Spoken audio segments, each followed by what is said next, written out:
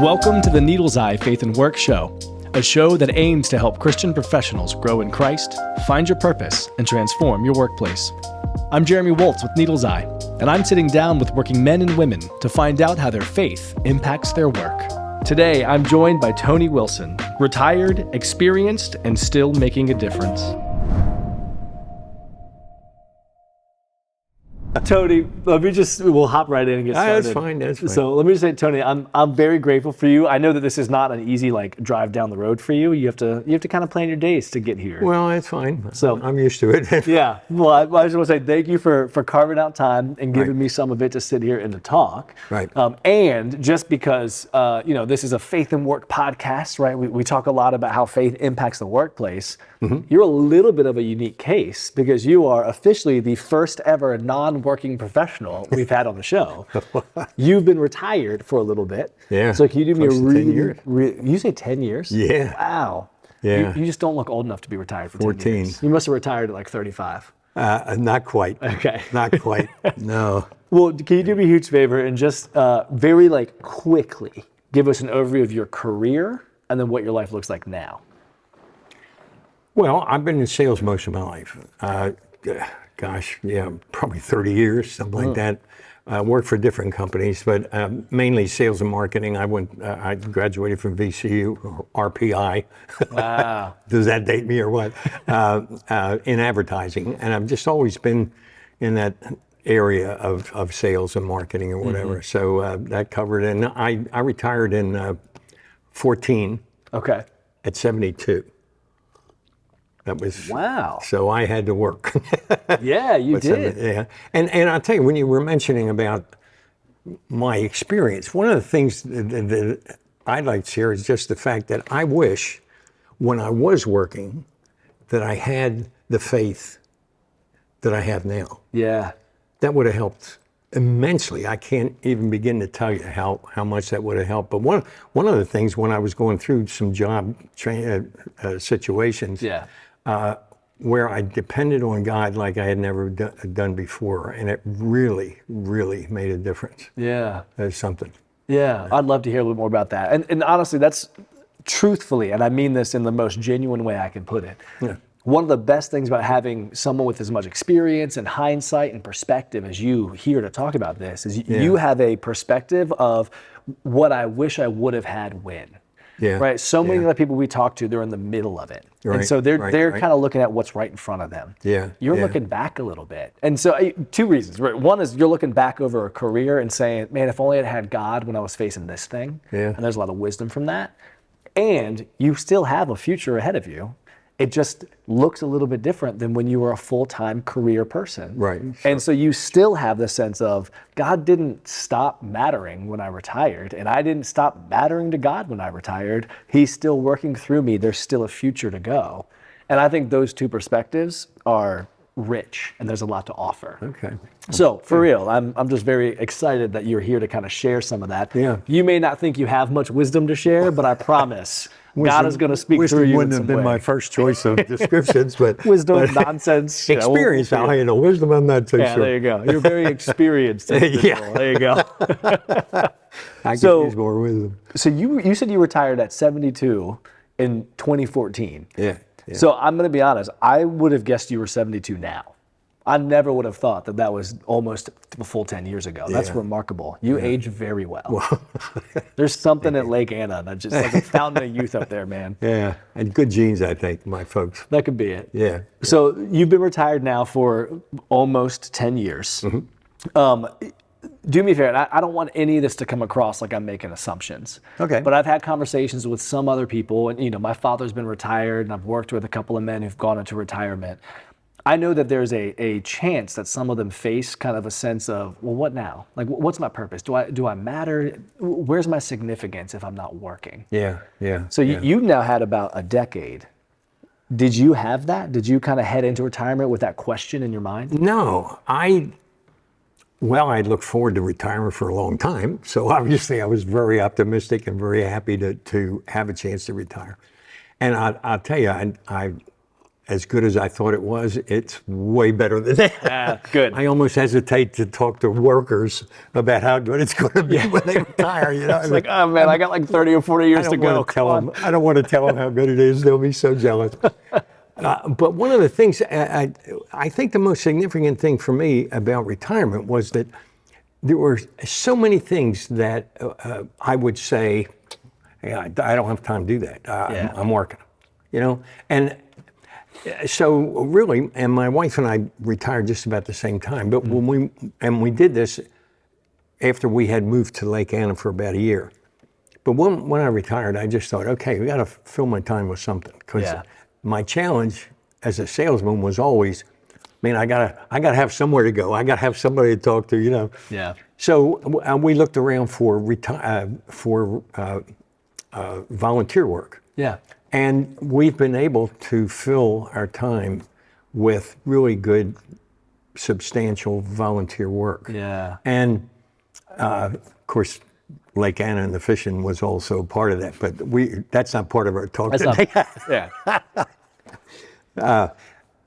So it was never what do I do with myself? It's like, look at all the opportunities we have to do stuff that I can choose what I want to do, and I can choose as much of it as I want to get involved in. And so it's been great. And I'll tell you, second half was there, and I joined Covenant Woods, and then I thought West End would certainly benefit from this. So, you know, every week I'm in Richmond with second half, either at Covenant Woods or WEAG. And so it's just an example of some of the things I've done. But there's so much to do in retirement that, I mean, I could fill my days completely, you know. And then there's grass to cut and all this stuff at home. Wow. So. You know, it's still the rat race. And let's not overdo it, you know. I mean, Well, and just to give context, so second half is actually kind of a ministry that branched off from Needles Eye, and we still have this really great partnership, but it's specific to men in retirement. Correct. And your role, I know you're chair of the board for second half. You also, like you said, you mentioned Covenant Woods and WEAG, which are essentially kind of two locations where small groups of men meet. And you actually help lead a chapter. You lead the WEAG chapter. Right. And you're a small group leader for the Covenant Woods chapter. Correct. So you say you fill your time. It's not like you're just driving to Richmond. You are still leading things. You are still providing wisdom and insight and experience to other men in retirement and forming, I'm assuming, meaningful community and relationship. Yeah. Yes. Yeah. Well, good. And I just think, you know, to flesh it out, so when you say things like second half, people know what we're talking about. Sure. No, I understand. But yeah, so you transitioned into retirement with joy and excitement. Right. And you feel like, man, if anything, I'm leaning more into my purpose and my significance than I was before, because I have time to go where God wants me to go, or where my interests are, where my wife and I can spend time together. Is that a fair assessment? Yeah. Another example that I think God brings opportunities to us that before I just had to say I can't do it. Yeah. But we had gone through in second half a study of experiencing God. Yeah. An awesome book. So I was telling somebody out at our church, I got this little Baptist church in Lake Anna that I go to. And I shared the book. I was telling about the book, and she said, "Oh my gosh, that sounds so good." I said, "Well, I got one in my car." So I gave her the book. Well, the next week she comes back. She's, "What a great book! Oh wow, what a great book! You ought to start a book study." She has a way of doing that. Yeah. So, she volunteered you. Well, you know, and I thought to myself, we've been through the study, but it is a great book, and it's very basic Christianity. And so we started talking, and we had like 4 couples. 8 people, and we thought, let's do the book study of experiencing God. Yeah. Well, we started out with 8. Turned out we had 32 over a period of time. 32 individuals? 32 couples. Okay, I was like, man, 32 couples. We don't have 32 couples in our whole church. Oh, fair enough. Okay. In fact, that 32 is probably 75% of those that are active in the church. Yeah. But it started with the 8 people. You know, going from home to home, and we just got so big, we ended up meeting now at the church. But that's been going on now for 5 years, maybe. But there was an opportunity. There was an opportunity that that just came to me. I didn't instigate it at all. It just came to me. But I had the time to say, I can do that. Yeah. And with my experience through Needle's Eye and getting involved in a Bible study with Needle's Eye, I felt like there was a chance I might be successful being able to lead the group, and it just worked. So That's all awesome. of a sudden, my experience gave me the confidence to say I can do this, and the Lord brought the opportunity. I just said, okay. Yeah, and you were And I would never have been able to do that if I'd say, I'm working, I just don't have the time. Yeah. So that's there you go. awesome. That's a great example of that. That is. Just God brings the opportunities and got the time to do it. So, Yeah.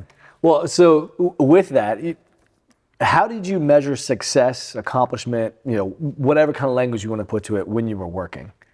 What was your measure of success? Quotas. Okay, yeah. Salespeople have quotas, and that was the big thing. And I have to say, I was never that great. I always felt like I was trying to do the best I could for my customer. I have to say that. I never thought it's better for me than it is for him or her. I always at least had that feeling that what can I do? What do I owe the customer? But I was never a tremendously good salesman. I mean, I look back and just say I was okay. I managed to survive and halfway decent. Yeah. But quotas were always a big part of that, and so. And to be fair, you said you look back and you go, I was never tremendously successful or tremendously. That may be the case from the numbers, metrics side. The quota. But I bet your clients who are going, Tony is truly doing what's best for me. Tony is serving me. I think they sense that. I think that's a level of success. Again, it may not be how the I'm job sure. measured it. No, I agree. I just I felt that they knew that. Yeah. Sure. But anyway, it was a good career. I had some great opportunities, and it just worked out. And then retirement came. It was great. Yeah. Well, you mentioned earlier how there were certain things you faced, and I don't know if it was job transitions or just rough patches along the way, but that you wish you would have had more of a faith back then. Do you have any kind of general ideas or examples? I don't know if it was that I was lacking the faith. It's just that I got to a point where I experienced the faith and then thought, wow, if we got time. Yeah, by all means. In my sales career, I was with WRVA for 8 years and just loved it. But some things happened. There was an economy breakdown or whatever. I left WRVA willingly. And for a while I struggled. I just went from job to job. It seemed good. One of the issues with sales is you can always get them because they're always available, but they always, so I really struggled for a while because it seemed like I got a job and then it didn't work. And I got another job and it didn't work. I was really struggling with that. And I have a friend, let's put it that way. I have a friend who was an alcoholic. Mm-hmm. And he was at rock bottom, and he told me that he just, there was no way he could have worked it out without turning it over to God and just saying, God, I can't do this. Well, I thought to myself, you know what? I'm not an alcoholic, but I have to admit, I can't do this. Yeah. I'm really struggling. I can't do this. And I just said, Lord, I need some help. Yeah. And this was funny because so many times you would hear people say, oh, turn it over to the Lord. And you sit back and say, okay, God, do your thing. And I'm thinking, that's not right. Yeah. I don't think that's the way it's supposed to work. So I told God, I said, Lord, I need your help. I can't do this. I felt I was flat on my back. Yeah. And I said, I'll tell you what, you help me with that and I will do what I can for you. And one of the things, you'll appreciate this because you came from WEAG, I went to WEAG and I had taken the spiritual gifts survey. Yep. And so I go to, and this was through the Career Transition Group. Oh yeah, okay. Great, I got in fact, I was a several-time graduate of that group. Anyway, I went to West End and I said to Pastor Martin, I said, look, I know my spiritual gift is hospitality, and I want to volunteer my services in any way I can to this church.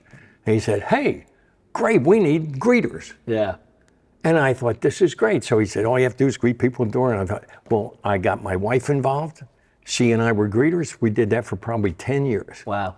And I met a lot of people and all this stuff. But the point was, what it gave me was peace. Yeah. Because what I said, I fully felt that I could say to God, I'm going to do all I can for you. I'm going to reach out and I'm going to talk to people and do whatever I can do for you in exchange for you helping me. And I believe you can do this. Mm-hmm.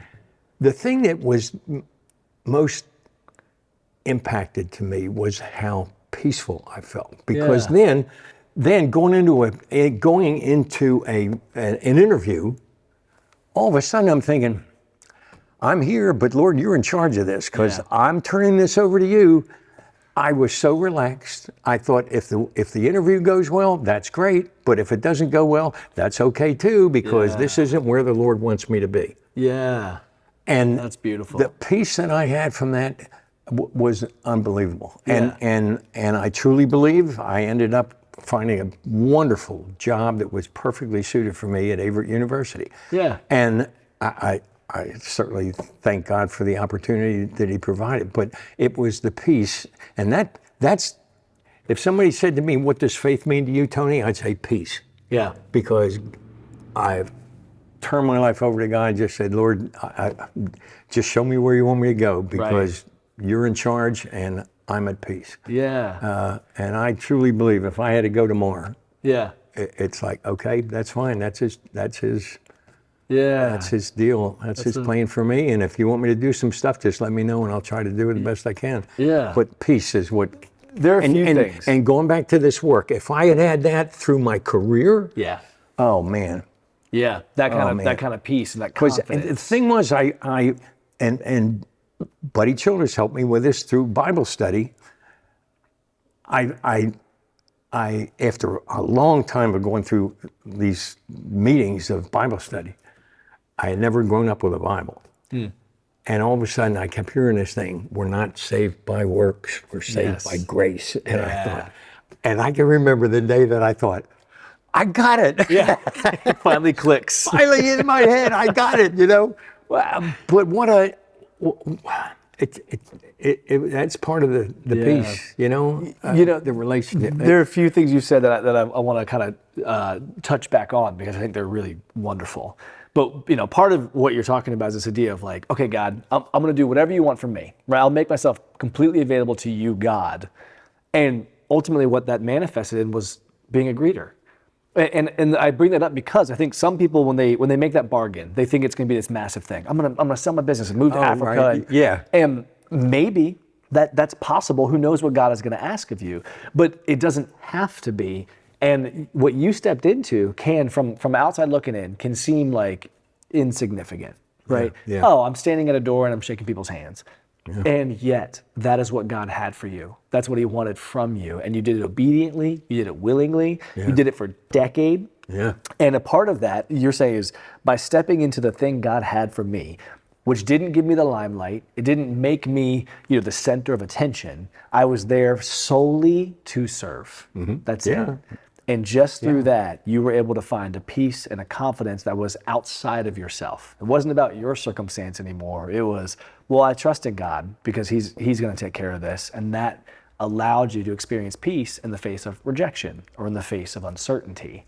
And I just think that is profound. And I think that's something that a lot of people kind of struggle with, of like, no, I want God to use me in really big ways. Oh, yeah. It's not really about what you want God to do. No. It's about what God wants you to do. Not at all. Well, and two, I mean, when I was in the Bible study, they quit. We disbanded because one guy moved to Florida, another guy went wherever.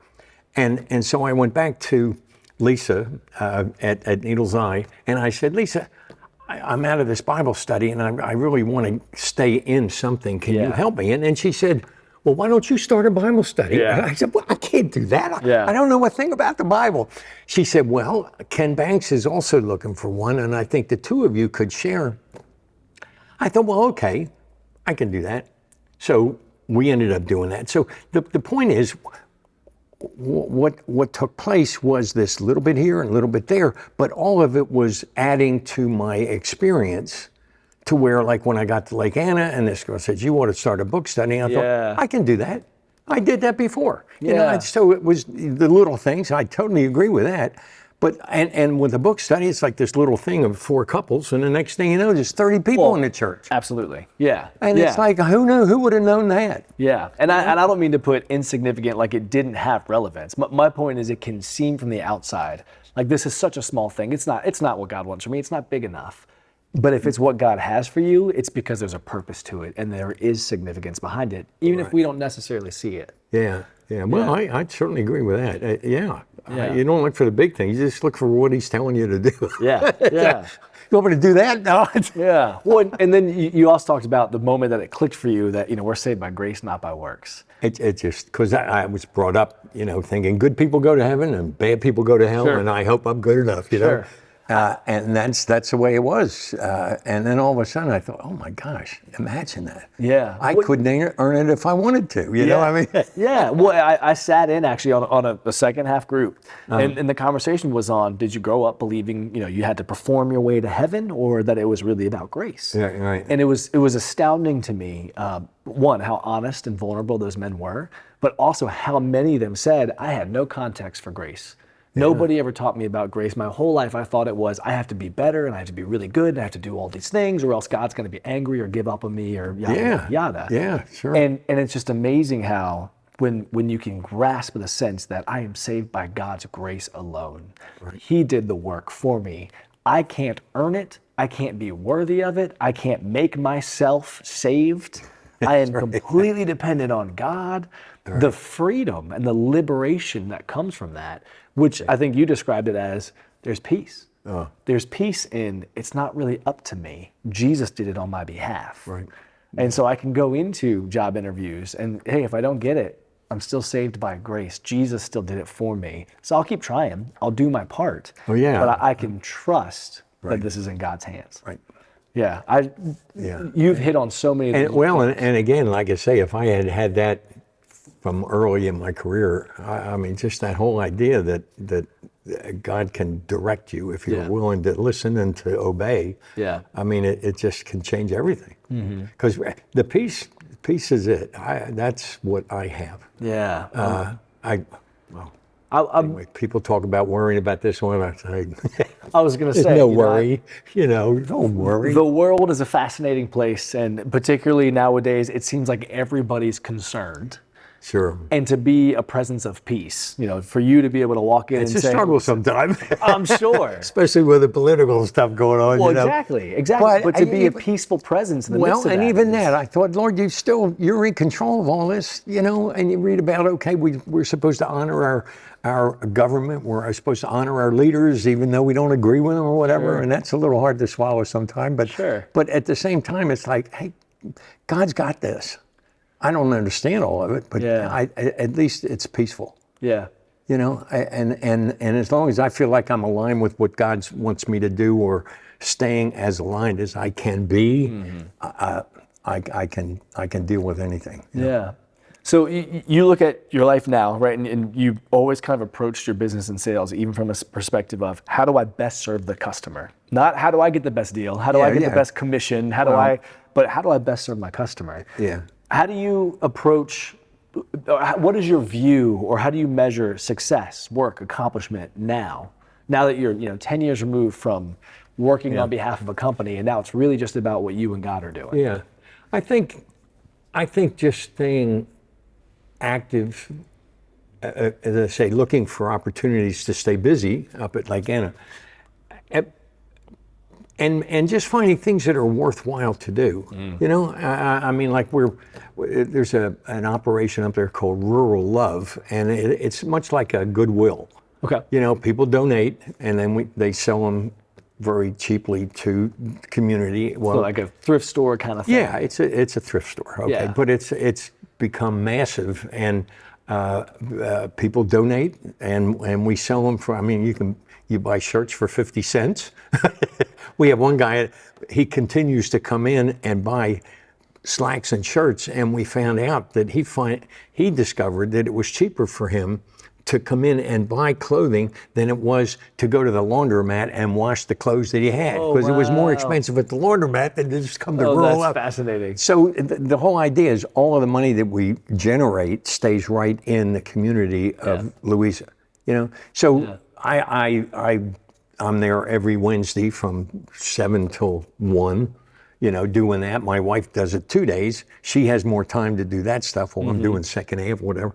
But I mean, it's things like that where I just think, okay, I'm still doing my husbandly duties, you know, around the house and that sort of thing. But the spare time I have, much of it at least, I can say, is truly trying to do something worthwhile in the community. Yeah. You know. Yeah. And I don't think of it much like you were saying, how do you measure success? But if I were to think about it, I'd say I'm still looking for opportunities, but I think I'm spending my time wisely. Yeah. You know, that I think God would say, yeah, you're doing okay. Yeah, that's good. I think that's awesome. Yeah. Well, you know, I know we've talked a couple of times, and you've now mentioned to me a few times that you've had these really great, you know, God is real kind of visceral experiences. Yeah. You know, experiences that I'm sure if you had them when you were younger would have profoundly affected your life in some ways. Right. But it's not too late now. You know, he's still proving himself to you today. Absolutely. Yeah. Can you share some of those experiences? Yeah. I guess the first time that I could say I had a God moment was years ago when I was going through the thoughts of having to get a divorce. I had 2 girls. They were 4 and 6 at the time. Okay. I love those kids dearly. I love them today. Yeah. And I thought, I just can't leave those kids. But my wife and I just were 2 opposites. And anyway, so I had moved out of the house. I'm over at my brother's house. Thank God. He was single and lived in a house. And I thought, great, at least I got a place I can be. Yeah. And I remember having talked to my wife, and we just knew, or at least I knew, this is not working. I don't know what to do. So I remember she left. I'm sitting in my bed, and I'm sitting up, and I'm thinking, Lord, I don't know what to do. And I mean, tears coming down my eyes. I was wiped out because I just didn't know how to deal with this. And I remember just suddenly, it was like oil, warm oil. Oh, wow. Comes down over my head, and I literally could feel it moving down over my shoulders. And just this, it wasn't a voice so much, but just, Tony, it's going to be all right. Yeah. But I felt this idea of peace or calm. It's going to be okay. Yeah. And I thought, there's just no other place that could be than God in my life. Yeah. No other way. But that was about all that took place. But and I went through the divorce. But that was the first time that I really sensed that, hey, there's a real connection here between me. There's nobody else that would do that except God Himself, you know. Right. Yeah. But probably one of the really most dramatic was at WEAG. Russ McDowell goes to Guatemala. Well, I had gone to Katrina. Sandra and I had gone down to Katrina. That was the only mission trip I'd ever done. Yeah. And we went down there to help out. But since then, I kept, and WEAG was very much into mission trips, but nothing clicked to where I'd say, oh, I need to do that. So we went on the men's outing down at the James River, and I saw Russ. This was on a Friday. I saw Russ there, and I didn't have a chance to say hello to him. But that night, I slept in my car. I didn't have a tent or anything. It was a disaster. I was up all night. But during that night, all I kept hearing were just God talking to me. He said, you got to talk to Russ about going to Guatemala.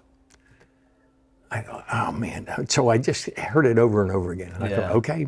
So the next morning, I find Russ and I say, Russ, God told me I'm supposed to talk to you about going to Guatemala.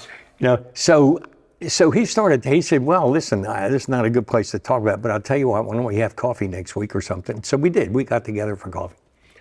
So it was the funniest thing, because he's saying to me, well, look, I go by myself.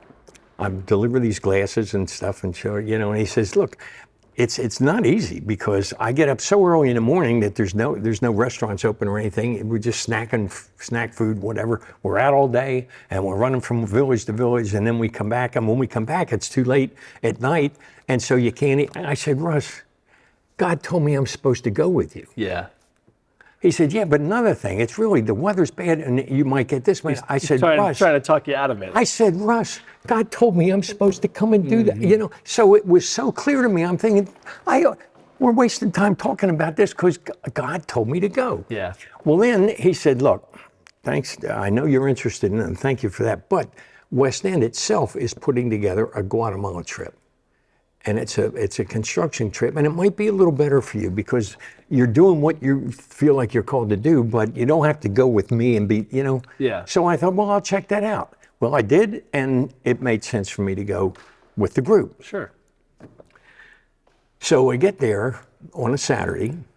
We get all settled. Sunday morning, we go to church, and then we go to work. And my job was to help knock down a cinder block wall and begin the reconstruction of the wall and to expand it. That was our function there. Well, for 3 hours, 4 hours, I'm knocking down cinder blocks. The good ones I put over here, the bad ones I put over there. Yeah. I do all that for a couple of hours. That night, I am laying in bed and my back is killing me. Yeah. And I can't sleep. That's hard work. Right in here, so I'm up all night.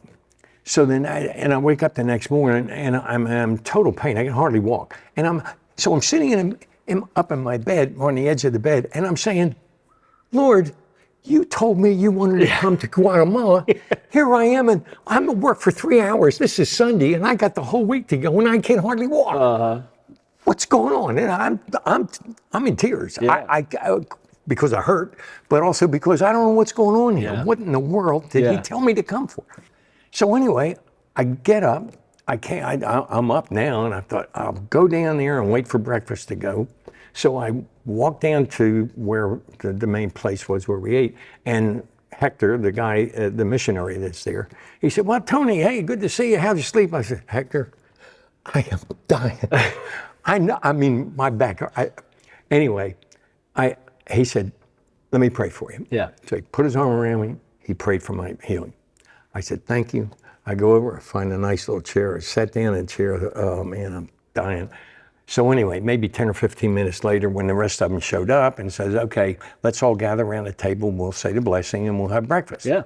I stood up. Not a hint of pain. Wow. Nothing. Yeah. And I'm thinking, how in the world? You tell me, what else could it be? Yeah. God did that. Right. I get up, and I'm thinking, okay, this is great. Well, they took, said, Tony, don't overdo anything. We'll give you some other easy job to do or whatever. I spent the whole week without any pain at all. Wow. The whole week. And then at the end, I thought, I'm going to test him. Yeah. Always a wise move. So there's this big pile of dirt that we're supposed to move from one place to another. Yeah.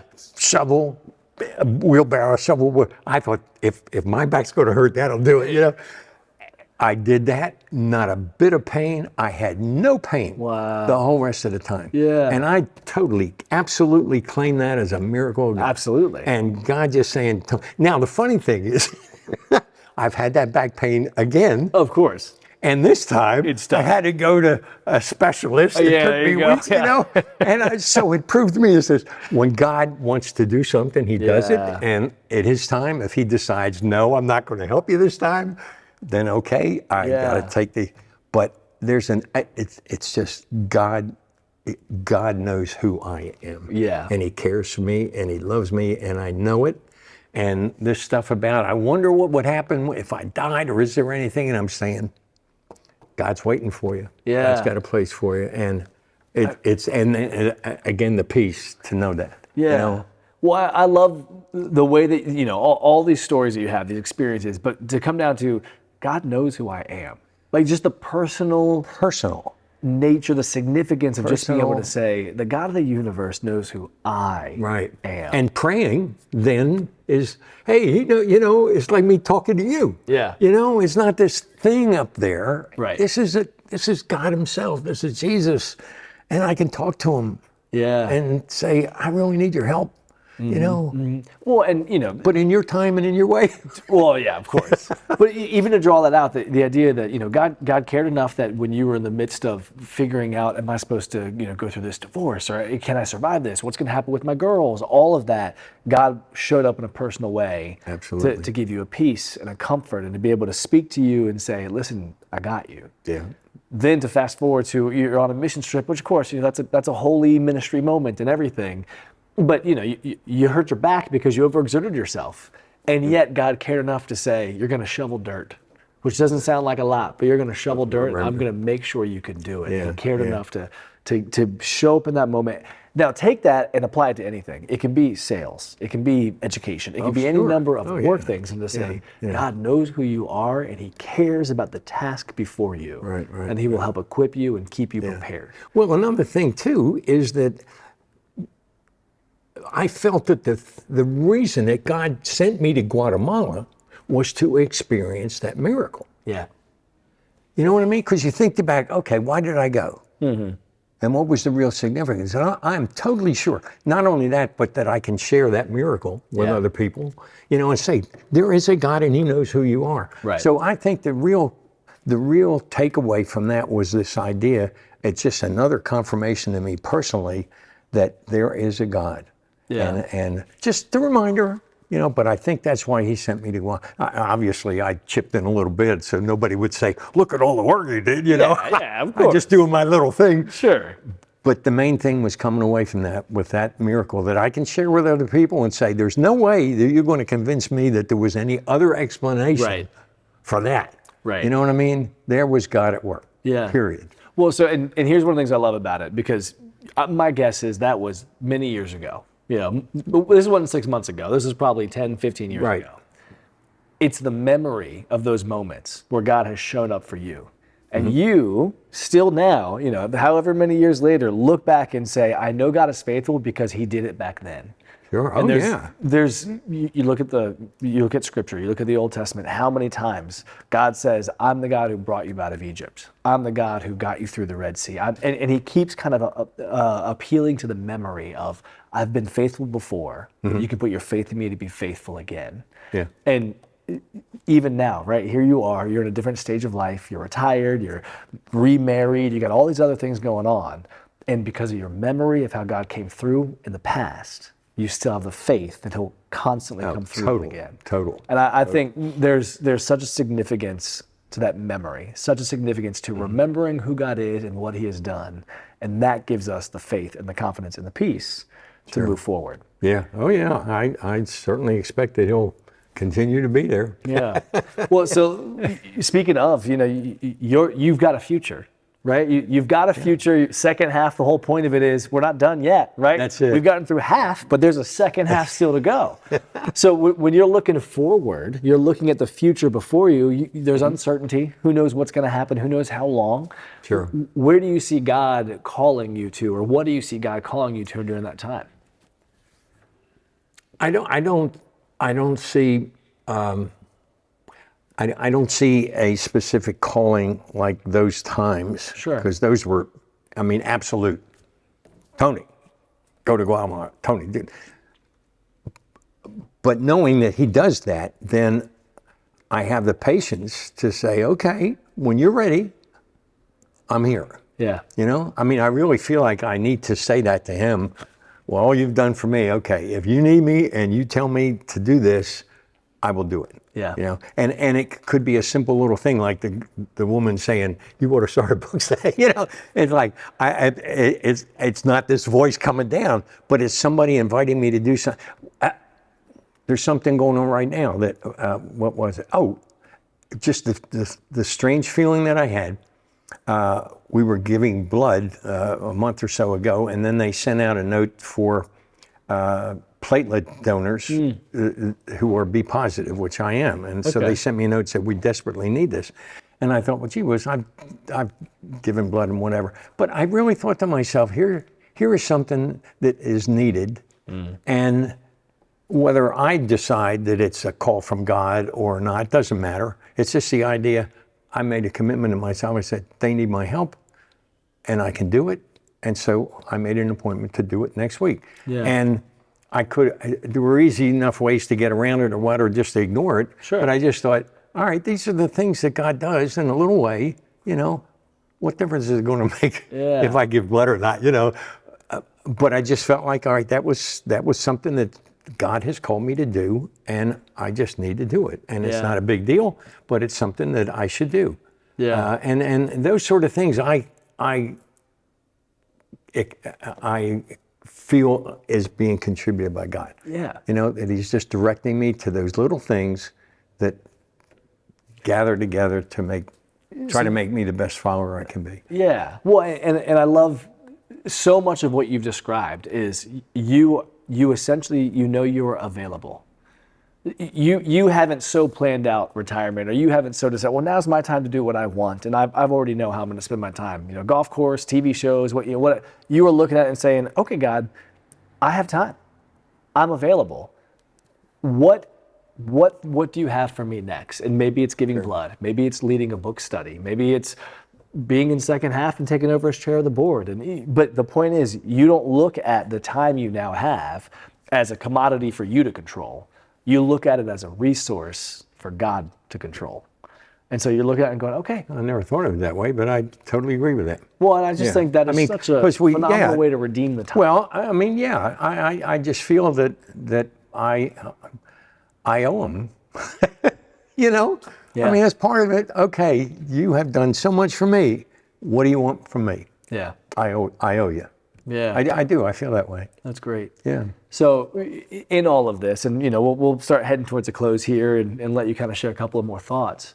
What have you learned, or what have you experienced with God over the past couple of years that you were just, man, I wish that I could just go back in time and have lived with this? You mean what I learned now that I wish I had learned? Yeah. Like if Tony Wilson could go back 30 years and say, listen, trust me. Tony Wilson was by himself for 30 years. Tony Wilson isn't by himself anymore. Yeah. You see what I mean? That's the easiest way I can describe it. I was on my own. I made my own decisions. I did everything I could myself, as most of us all do. Yeah. But to think now that when I have issues like that, or things come up, I really believe, okay, let me see what the Lord's asking me to do here. Let me pray about it. One of the things I found out, one of the books we had was the disciplines. I forget what the Celebration of Discipline. Yeah, that's what it was.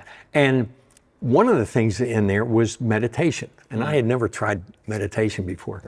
And I thought, well, I'll try that.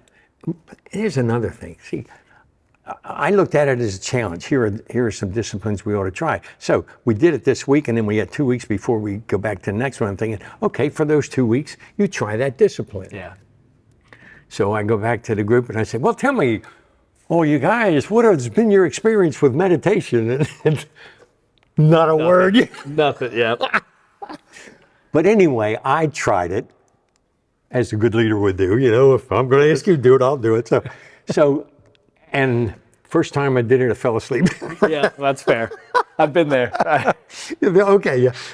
But the thing was that I really got a lot out of it, and I could just sense that one time they said to hold your hands out like this, be open. Yeah.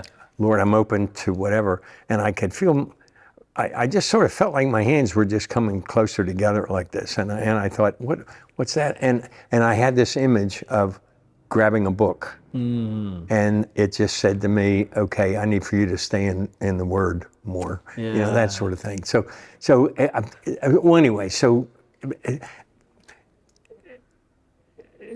I think what I see now that I didn't see then was this idea that God is with me. Yeah.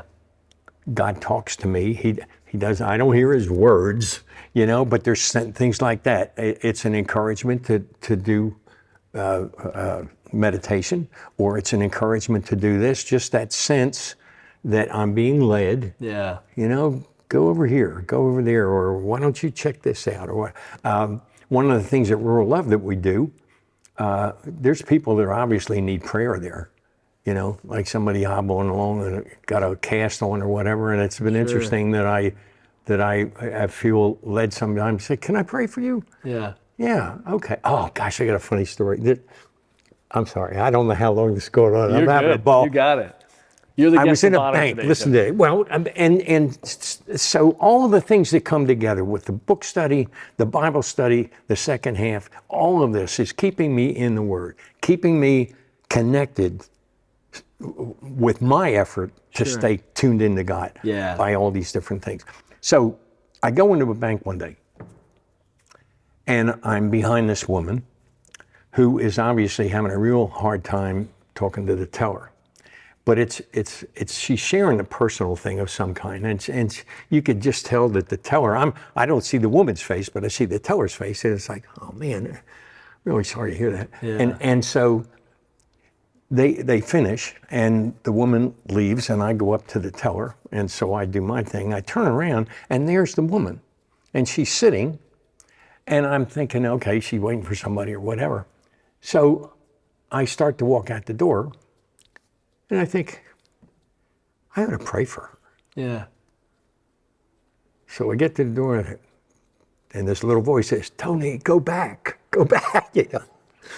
So I turned around and I went back, and I came over and I said, I can see that you're really troubled. Is there something wrong? Or, whatever. She said, I've got this medical, and I don't remember what it was, but she was saying they don't know what's wrong with me. Yeah. And I said, do you mind if I pray for you? And she said, okay. So whatever prayer I prayed, I'm not that good at that anymore. Anyway, so when I finished, she said, are you a preacher? Yeah. And I said, no, I'm just a Christian trying to do what God tells me to do. And she said, well, imagine that a Christian's praying for a Jewish woman. Yeah. It's awesome. And praise God. So that was his Absolutely. little gift to me, But it was so neat. Yeah. And then I thought, who knows what that's going to mean to her, Yeah. But the real issue was I was praying that here that nobody seems to know what's wrong, and I thought, God, please somebody figure it out. Yeah. Absolutely. So it was a genuine prayer. But the idea that I almost left. Right. But that little voice was calling me back, saying, "Hey, come on, this is what you're supposed to do." And learning to. So those things, I would never have done that years ago. Yeah. I mean, it just and I guess too. Again, it's almost like even if you think you're going to get in trouble, who cares? Because God told you to do that. Right. You know what I mean? You don't stop and think, oh man, if I do that, I'm going to make a fool of myself. Right. How am I going to pray? What do I say? Whatever. It's like, just do it. Yeah. And God will take care of you. So all those things, just go into this wonderful, peaceful realization that God's in my life, and we got this personal relationship. Yeah. And so what do I have to worry about? Yeah. I love the theme of peace.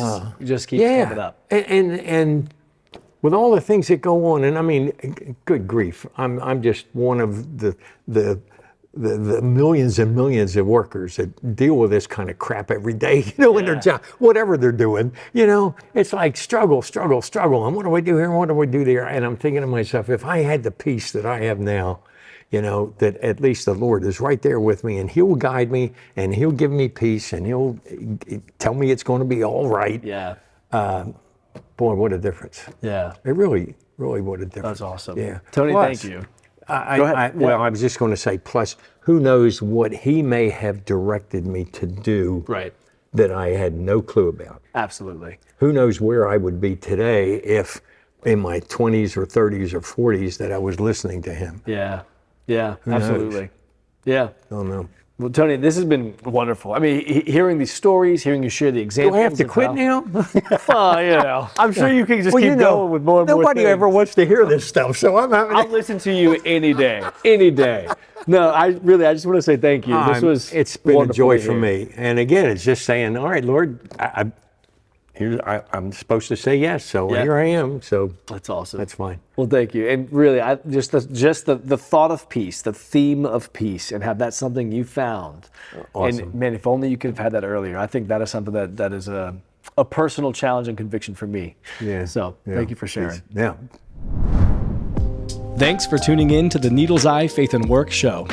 Please share, like, and subscribe if you enjoyed this episode and want to see more. Needle's Eye is a faith and work community based in Richmond, Virginia. We are a nonprofit organization that seeks to help working people grow in Christ, find purpose, and transform the marketplace. Check out Needle's Eye online at www.needleseye.org. Here, you can find more content, check out upcoming in-person events, and learn more about partnering with us financially.